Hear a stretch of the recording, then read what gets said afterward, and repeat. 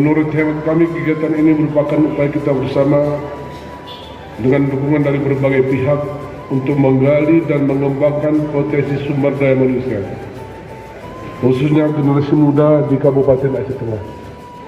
Dengan mengusung tema kreatif, mandiri dan bersatu untuk Indonesia emas. Akhirnya dengan mengharapkan ridho Allah Subhanahu wa taala,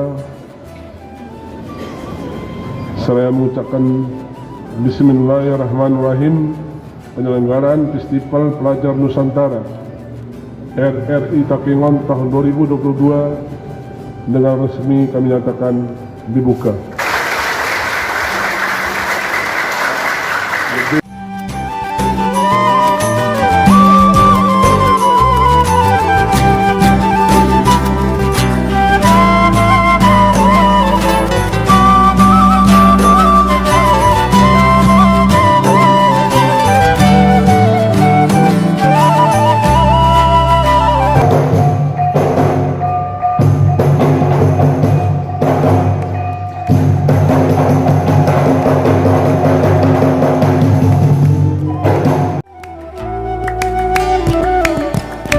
Festival Pelajar